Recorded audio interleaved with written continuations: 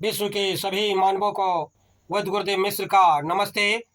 Life style and word pace YouTube channel में आप आते हैं, इसके लिए ढेर सारी साधुवाद, बहुत सारी बधाइयाँ। Life style and word pace YouTube channel में आते ही आप लाइक करें, सब्सक्राइब करें, बेल आइकन बटन को दबाएं, कमेंट में अपना विचार लिखते हैं, मोबाइल नंबर छोड़ें, अपने कंट्री का नाम लिखें। अगर आप पुण्य के भागी बनना चाहते हैं तो आप सब्सक्राइब के साथ साथ शेयर जरूर करें। हमारा संपर्क नंबर है 94 71 26 98 82। आत्मा और जीव।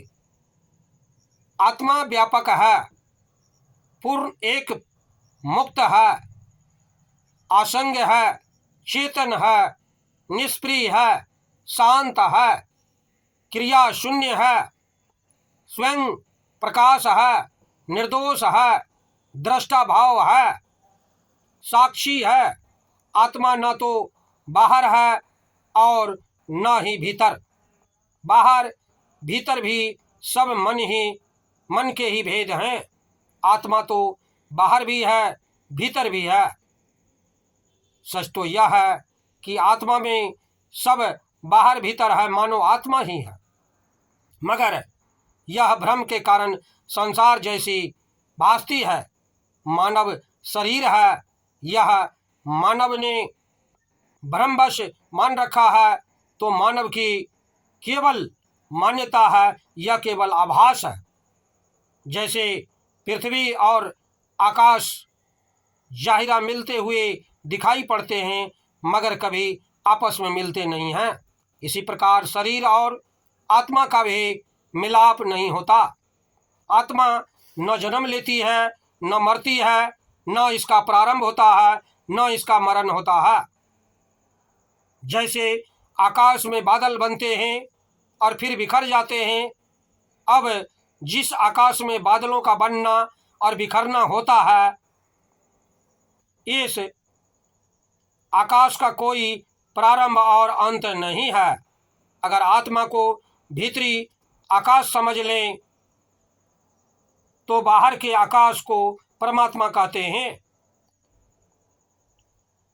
मानो आत्मा आकाश जैसी है। जैसे हमारे आंगन में बेशक आकाश उतरा है, लेकिन हमारा आंगन सारा आकाश नहीं है, क्योंकि आकाश हमारे आंगन के पार भी है। इसी प्रकार हमारे शरीर में जो उतरा है, यह सारा परमात्मा नहीं है। जब आत्मा का अर्थ है आंगन में घिरा आकाश, जबकि परमात्मा का अर्थ है कि आंगन की दीवारें तोड़ दे, तो फिर आंगन मिट जाने पर जो आकाश ही आकाश रह जाए वह है परमात्मा। यह आंगन को मिटाने के लिए कुछ भी तो नहीं करना पड़ता, केवल आंगन को बनाने वाली दीवारें तोड़ देनी पड़ती है। दीवारों के विसर्जित हो जाने पर यह भ्रांति पैदा हो जाती है। हमारे ऐसे भी कहा जा सकता है कि आत्मा तो गाड़ी के चक्के की कील की तरह है।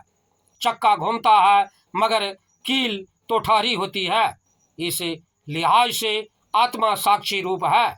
उदाहरण के तौर पर बिजली के बल्ब जल रहे हैं। कोई बल्ब 500 वाट का, कोई 100 वाट का, कोई 0 वाट का, मगर इन सब में एक ही बिजली दौड़ रही है। बिजली कोई फर्क नहीं, केवल बल्ब के अंतर में फर्क है। इसी प्रकार मनुष्य के पास भी एक सूक्ष्म जंतर है, जिसे आत्मा और अध्यात्म में सूक्ष्म शरीर कहते हैं। और इस सूक्ष्म शरीर की क्षमता के अनुसार हम भी ताकत यानी जीवन ऊर्जा के रूप में ले रहे हैं। प्रभु परमात्मा के चारों तरफ पूर्ण तौर पर मौजूद है। जीवन ऊर्जा प्रदान करने में परमात्मा का की कोई कंजूसी नहीं है। अब सूक्ष्म शरीर में सीमा है, और जहाँ सीमा है वहाँ दुख है, क्योंकि सूक्ष्म शरीर रूपी जीव रूपी जंतर बीच में है। आत्मा तो परमात्मा में मिली हुई है। या तो आती जाती नहीं है, जबकि सूक्ष्म शरीर ही आता जाता है। सूक्ष्म शरीर के साथ स्थूल शरीर भी आता जाता है। अतः मनुष्य मानव को स्थूल शरीर मिलता है, माता पिता से सूक्ष्म शरीर मिलता है पहले जन्मों से। अब सूक्ष्म शरीर टूट जाए, स्थूल शरीर ग्रहण नहीं किया जा सकता। मनो सूक्ष्म शरीर के टूटने से दो घटनाएं घटित होती है। एक तरफ सूक्ष्म शरीर से गिरा कि सूक्ष्म शरीर की यात्रा बंद हुई, और दूसरी तरफ परमात्मा से जो हमारी सीमा थी वो मिट जाती है। दरअसल सूक्ष्म शरीर के बीच का सेतु है, वह एक तरफ से स्थूल शरीर से जोड़ता है, दूसरी तरफ परमात्मा से जोड़ने वाला है। जब सूक्ष्म शरीर जिन चीज़ों से बनता है वह है हमारी इच्छाएं, हमारी वासनाएं, हमारी कामनाएं, हमारे लिए किए गए कर्म, हमारे चाहे गए कर्म जिनमें यह कर्ता बने रहते हैं। अंत में कहना पड़ेगा, माता पिता से मिलता है बाहर का आकार, और स्वयं के पिछले जन्मों से मिलती है भीतर की अवस्था, अर्थात सूक्ष्म शरीर। चुनांचे, भूख प्यास, बीमारी, सेहत, सर्दी गर्मी, यह सब स्थूल शरीर का गुणधर्म है। यह सब शरीर की तरंगे हैं। शोक और मोह मन की तरंग है। जन्म और मरण प्राण की तरंगे हैं। श्वास भीतर आता है तो जीवन भीतर आता है, श्वास बाहर आता है तो जीवन बाहर आता है जाता है। चुनांचे प्रतिफल जन्म मृत्यु घट रही है।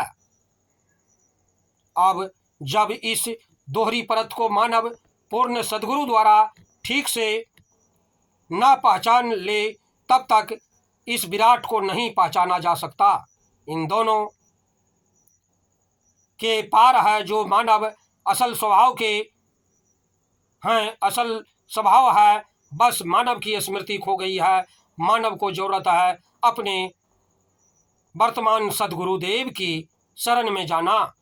परमात्मा से मिलती है मानव जीवन को ऊर्जा, यह हमारी आत्मा है।